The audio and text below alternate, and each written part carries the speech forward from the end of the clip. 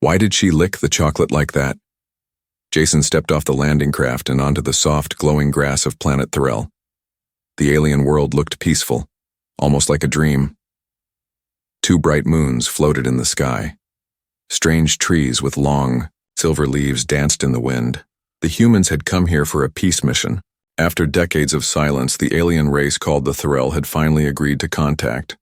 Jason was part of the diplomatic team, just a soldier for protection. He wasn't supposed to talk much, just stay alert and keep an eye on things.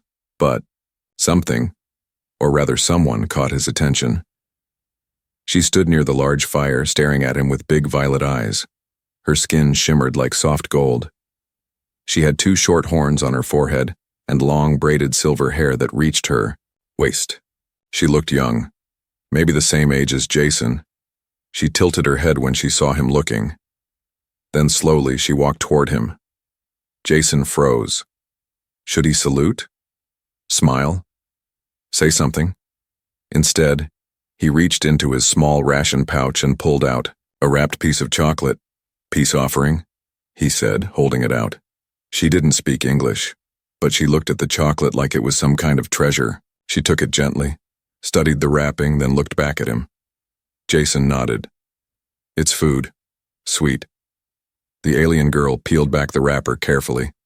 Her nose twitched as she smelled it. Then she did something strange. She licked it. Not just a normal lick. It was slow, careful, almost like a ceremony. Her tongue glowed faintly and her eyes closed. She bowed her head low and whispered something in her own language. Jason smiled awkwardly. You like it? But around him, everything changed. The alien guard standing nearby suddenly stiffened. The music stopped. The drums fell silent. A group of Thorell elders gasped loudly. One of them dropped their staff. What the? Jason muttered. Suddenly Zivara, the alien girl, stood tall. Her face looked serious now. She turned and spoke loudly in her language. The translator device buzzed in Jason's ear but struggled to translate. Then the head elder stepped forward, eyes wide. She has accepted my binding gesture, the translator finally said. Jason blinked. What binding gesture? You gave her the Kareel bite, the food of union. Only soul-paired mates may share such a gift. The ritual has begun. Jason took a step back. Wait, what? No. That was just chocolate, human food, a snack. But the elder wasn't listening. He raised his hands high and shouted something. Alien horns blew in the background. Torches lit up along the path.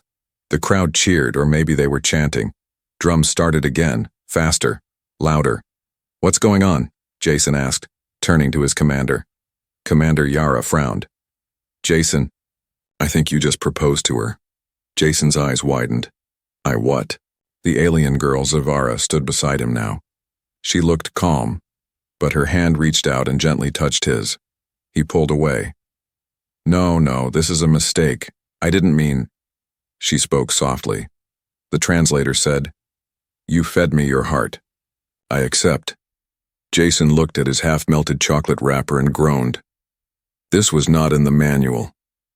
The other human diplomats tried to calm the aliens down, but it was too late. The tribe was already preparing something. Flowers were being laid in a circle. A large cloth was being brought forward. Children threw glowing petals into the air. Jason turned to Zivara. Do you understand me? I didn't mean to offer anything. It's not a big deal. In my world, sharing food doesn't mean marriage. Zivara smiled, a small, knowing smile. Then she leaned forward and whispered something only he could hear. The translator buzzed once more. Then in your world, your kindness must be very cheap. Jason stood there, shocked. Around him, the aliens were already singing. Zivara stood proud beside him, and all he had done was give her a piece of chocolate, just a simple human snack. But on Thorell, that snack might have just started a sacred bond that couldn't be broken. You must marry her. Human Jason didn't sleep that night. He sat alone in a round alien hut made of woven roots and glowing bark. Outside, the twin moons stared down like judging eyes. The drums had stopped, but the voices hadn't. The villagers were still awake, laughing, preparing for a wedding. His wedding. Jason rubbed his forehead. "This is insane," he whispered to himself. Absolutely insane. Then came the knock, or what passed as a knock on Threll, a soft clicking sound from claws tapping the wooden wall. The hut door opened without waiting for permission. 3 elders entered, tall and silent. Their faces were hidden behind carved bone masks. The tallest one stepped forward and spoke in a deep voice. "You must marry her, human." Jason stood up. "Look, I'm sorry, really, I didn't mean to start your ritual. That food, chocolate, was just kindness, not a proposal." The elder's mask tilted slightly. "On your world, kindness is small. Here, it is sacred. I didn't know. Now you do." Another elder stepped forward, voice sharper. "Do you wish to break the bond?" Jason hesitated. I never agreed to any bond." "Then say it," the elder said. "Say the words." Jason looked at them, then at the strange glowing fire in the middle of the hut. He didn't speak, because something in his chest, just a tiny bit, felt heavy. Zivara's face flashed in his mind, the way she'd looked at him after tasting the chocolate, not with love, not yet, but with trust and hope. "I just met her," Jason said softly. The first elder nodded. "And still she chose you. That means more here than time." Suddenly Zivara appeared at the door. She had no mask, no guards. She looked small now, even with her bright golden skin. She stood in silence, then walked slowly to Jason. In her hand she held a small plate. It was a single square of chocolate. Jason's chocolate. "I kept it," she said quietly. "The rest, in case you wanted it back." Jason looked at her, unsure what to say. Then she placed the chocolate on the table. "You shared food with me. That means something where I come from. If it means nothing to you, just walk away." The silence in the room grew thick. Jason stared at the chocolate, at Zivara, at the alien elders watching him like statues, and then, just to break the tension, he chuckled bitterly. "Let me guess. If I eat that chocolate now, it seals the deal?" Zivara blinked. "No. If you eat it, it means you trust me back." Jason didn't move. For a long time, no one did. Then he sat down slowly, picked up the chocolate, and didn't eat it. He placed it back on the plate and looked her in the eyes. "I need to understand what this means first, not just the rules, you." Zivara tilted her head. Her eyes softened, and that's when the door burst open. A Threll male, taller, scarred, and clearly angry, stormed inside. Behind him came warriors all armed. His chest bore the symbol of a rival family. The elders stepped back. The male pointed at Jason. "He stole what is not his. The human has no right to the bond." Jason's hand moved to his belt, where his weapon was supposed to be, but it was gone. "Diplomacy mission rules." The scarred alien roared. "I challenge the human. Trial of the bonded."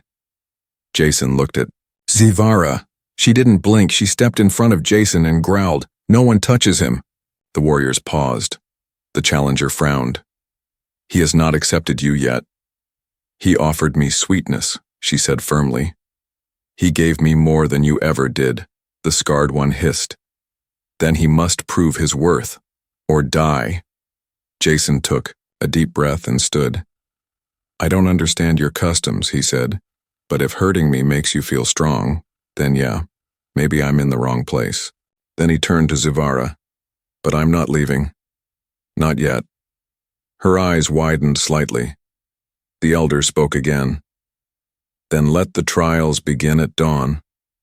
Jason sighed. He had come here for peace.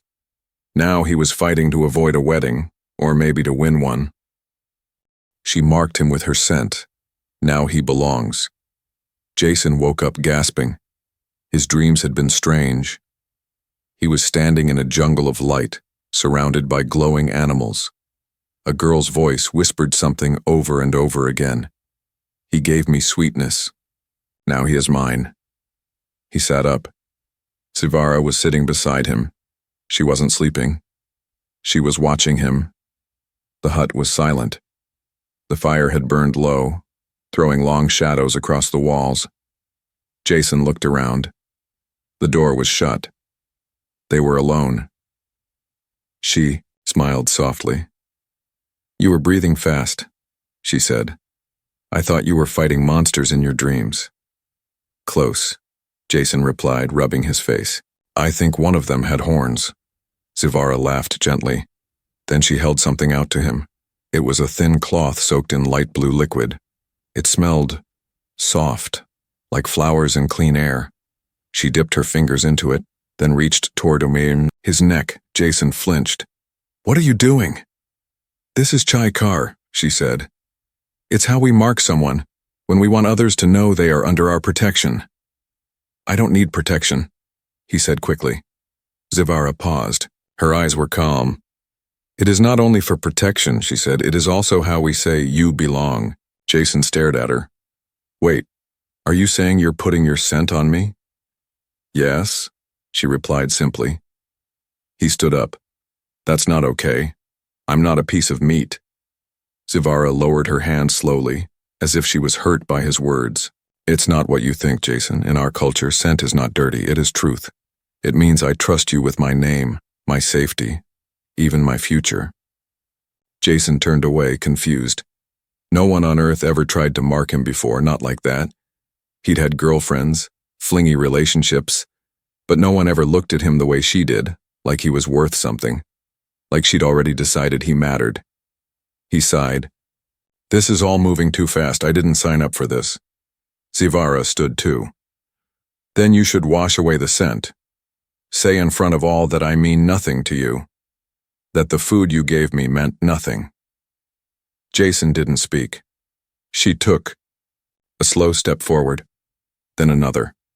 She was so close now he could smell her skin, warm, sweet, not human, but not unpleasant. "I do not ask you to marry me now," she said. "I ask only that you walk with me, so my people know you are not running away." Jason blinked. "Walk where?" "To the hall of the challenge." His stomach dropped. He had almost forgotten. The rival suitor, the angry one with scars, the Q, one who had shouted trial of the bonded. That wasn't just words, it meant combat. It meant Jason had to prove he deserved to even stand beside Sivara, and worst of all, he was weaponless. "Do you know how to fight?" she asked gently. "I've had training," Jason said, "but I've never fought for a bride." "You're not fighting for a bride," she said. "You're fighting for your own word." Jason looked at her. "Why are you doing this? I didn't ask for this. I didn't even want to be noticed." Sivara gave a small smile. "You gave me food without fear. That means more than you know. Most warriors only show power. You showed kindness. That is rare." Before he could stop her, she dipped her fingers again in the blue liquid and gently brushed it across his neck. It was warm, soft. It tingled against his skin. Jason closed his eyes. When he opened them, she had stepped back. "Now they will know," she said. "You are not just a visitor. You are mine." Outside horns blew. The village was awake. The trial was starting. Jason stepped toward the door, his heart racing. Sivara touched his shoulder one last time and whispered, "Walk proudly, human. If you fall, I will fall with you." Jason nodded. He didn't understand this world, but something inside him wanted to be understood. The trial of the bonded. The ground felt alive beneath Jason's boots. It pulsed gently, like a heartbeat, from deep inside, the earth of thrill. Around him, the village had transformed. The peaceful gathering place was now an arena, lit by hanging glow orbs and filled with hundreds of silent watchers. They weren't cheering, they were waiting. Jason stood in the center of a wide stone circle. The air was warm and smelled like ash and flowers. On one side stood the challenger, Rakul, the scarred Threll warrior. His eyes burned with pride and rage. Muscles tight, hands ready. Jason had no weapons, only his breath, only his doubt. Zivara stood at the edge of the ring, hands clasped tightly in front of her. She looked calm, but her eyes never left Jason. A gong sounded once. The elder stepped forward. His voice echoed, even though he didn't shout. Today, we witness the trial of the bonded. One human, one suitor, one truth. Jason swallowed hard. The elder continued. The human may not understand our ways, but he shared the sacred gift. He gave the food of closeness, and so he must walk the path of proving. Rakul stepped forward, raising a curved stone blade. Jason raised his hands. I didn't come here to fight, I came in peace. The elder nodded. Then prove peace is stronger than rage. Jason looked around. He had no sword, no shield, just his uniform, his voice, and his instincts. Rakul moved fast. Too fast. Jason barely dodged the first swipe. The blade sliced through the air where his head had been. The crowd murmured. Some hissed. Jason backed up. His body remembered old training, footwork, breathing, timing. But this wasn't Earth combat. This was something raw, primal. Rakul charged again. Jason ducked low and swept his leg, trying to knock the alien off. Balance, it worked, partly. Rakul stumbled, but only for a second. He growled and came back harder. You do not deserve her. Rakul barked, voice rough. She is Threll. You are soft. Jason stood straighter. Maybe. But softness doesn't mean weakness. Rakul rushed him again, but this time Jason didn't move. He waited until the last second. Then he shifted his weight and let the warrior's speed carry him forward.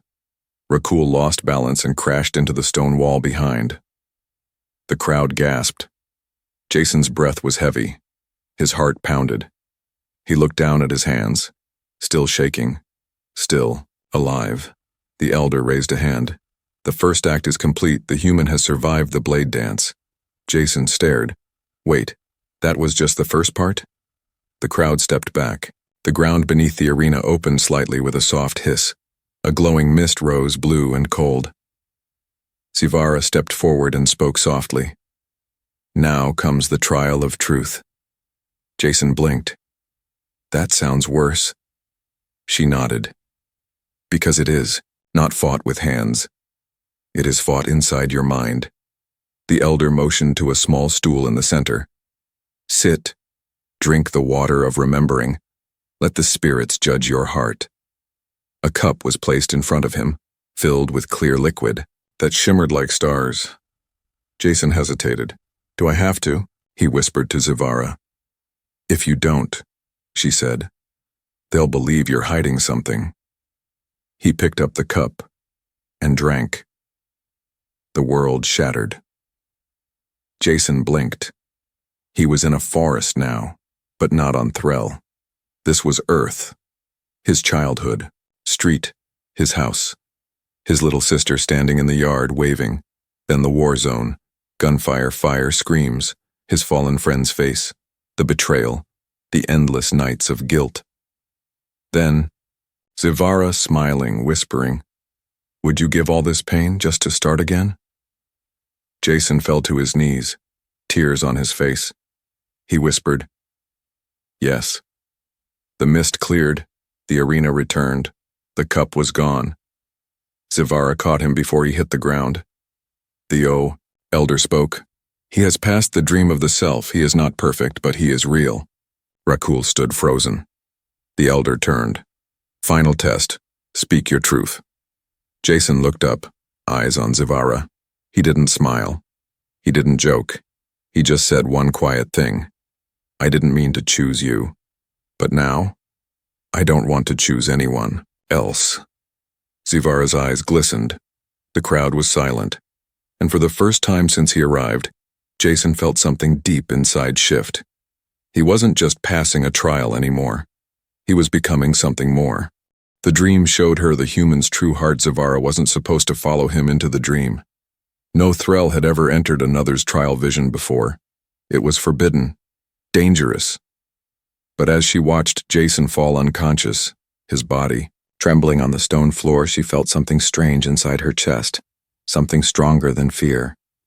So without a word, she stepped forward, touched his forehead, and whispered the ancient words. The world melted around her. And then, she was standing on soft earth soil, under a sky with only one moon. She knew instantly. This was Jason's memory. Everything looked dull, gray and brown. There were no glowing plants, no singing winds. Just silence. Heavy silence. Then she heard it, a child's laughter.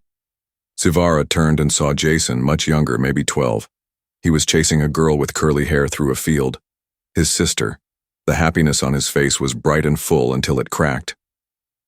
New scene replaced it. Gunfire, dust, heat. Jason now wore a soldier's armor. He was dragging a bleeding friend across broken ground. His face was covered in sweat and fear. "Come on, stay with me," Jason shouted. Sivara reached out, but her hand passed through the memory. Then she heard the friend's last words. "You shouldn't have come back for me. You always try to save everyone, Jace." Sivara felt her breath catch. Scene after scene played. Jason sitting alone at a bar. Jason staring at a photo in his hand.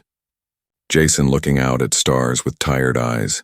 He always gave, he always stayed, and no one ever stayed for him.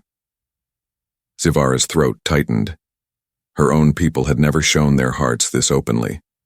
Their emotions were masked, held with pride. But Jason, his pain was raw, honest, human.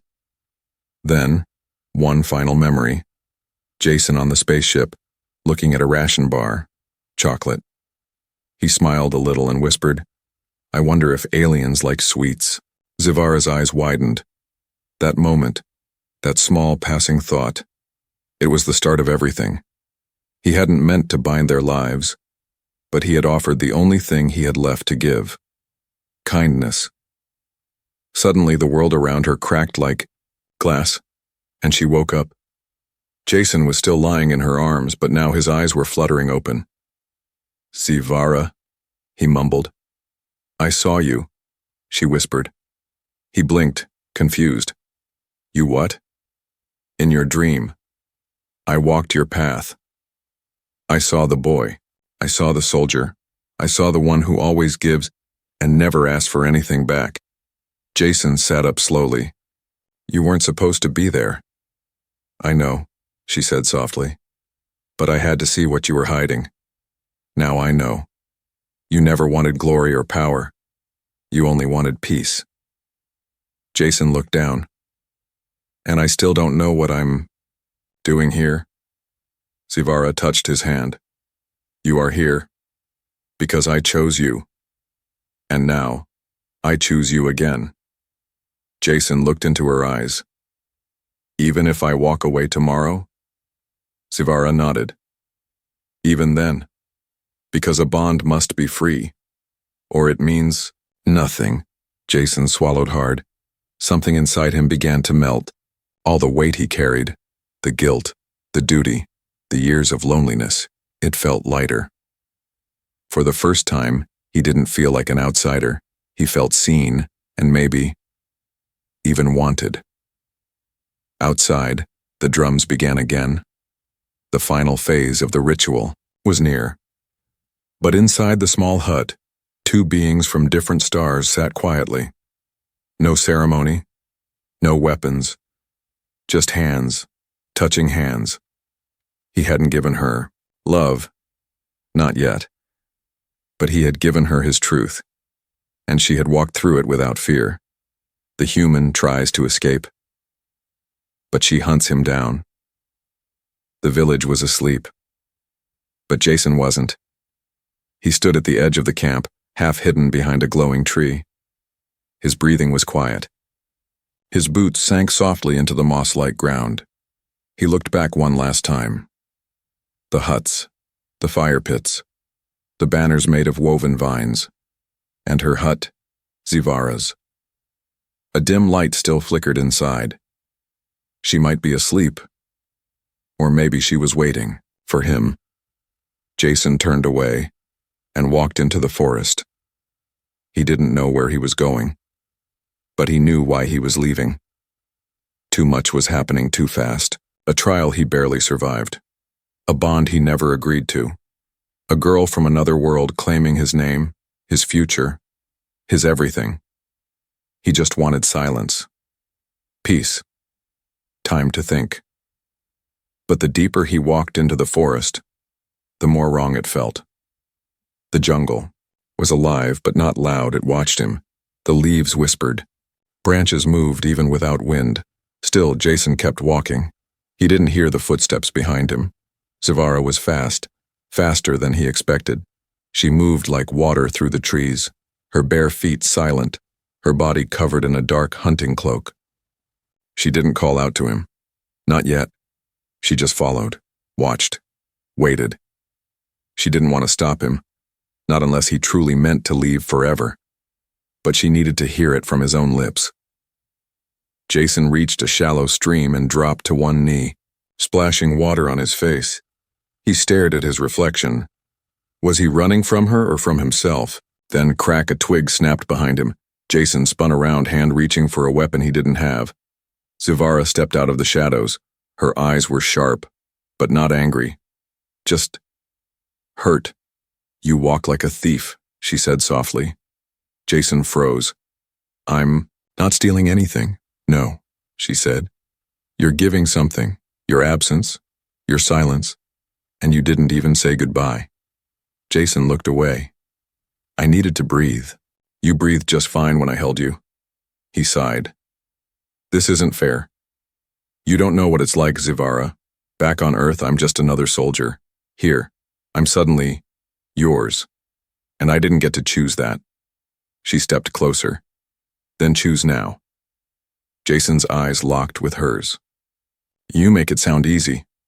It is not, she said. But it is honest. You gave me food. You gave me truth. I gave you protection. But I never gave you chains. Jason lowered his head. You marked me. I marked you to show others. You were under my care, not my command. The forest stood still. Jason took a step forward. I'm afraid, he said quietly. Zivara blinked. Of what? Of liking this too much. Now it was Zivara who stepped closer. She reached out slowly, touched his wrist. I am not the war, she said. I am not your past. She moved his hand to her chest. I am only here. Now. Jason felt her heartbeat. It was fast, warm, real. He didn't move away this time. You came after me, he whispered. Yes, you tracked me through the jungle. Yes. Were you going to drag me back? She smiled slightly. No, I was going to walk behind you, until you turned around. Jason laughed softly. For the first time in days, the weight in his chest loosened. He took her hand. Then walk with me, he said. Not back, just come forward, for a while. Zivara nodded, and they walked. No ceremony, no witnesses, just the sound of water, wind, and two heartbeats learning to match. He chose to stay, and fought beside his alien bride. The sky turned red at dawn. It wasn't natural, it was smoke. Zivara smelled it first. Jason felt the ground shake second. By the time they returned to the village, it was too late for warnings. The rival tribe had come. Warriors from the eastern mountains, huge, armored, and angry, stormed through the jungle with fire spears and roaring battle beasts. They weren't here to challenge tradition. They were here to end it. Jason stood in the middle of the chaos, heart pounding, his human boots dug into alien soil. His eyes scanned the battlefield. Children screamed, elders ran, and in the center of it all, Zivara stood like a stone. One of the attackers charged her. Jason didn't hesitate. He grabbed a fallen spear, heavy, hot, humming with strange energy, and threw it. The beast-like warrior dropped. Zivara turned, eyes wide. You stayed, she whispered. Jason smirked. I said I'd walk with you. She grabbed her twin blades and ran to his side. Then fight with me, too. Together they moved, like they were born to. She danced fast and sharp. He struck, clean and bold. Side by side, they defended the heart of the village. The rival chief, massive, with black armor carved from bone, stepped forward, eyes locked on Zivara. He raised his hammer. You gave your scent to a soft-worlder? He shouted. You spit on our blood. Zivara didn't speak. Jason did. She didn't choose a soft-worlder, he said, stepping forward. She chose someone who doesn't run. He raised his weapon. And now? So do I. The chief laughed and charged. The ground cracked under his steps. Jason met him head-on. It wasn't skill, it wasn't power, it was pure will. Jason ducked the hammer, drove the spear up, caught the chief under the ribs, and used his own momentum against him. The alien roared, swung again, but Zivara was already behind him. Her blades crossed his throat. Silence fell.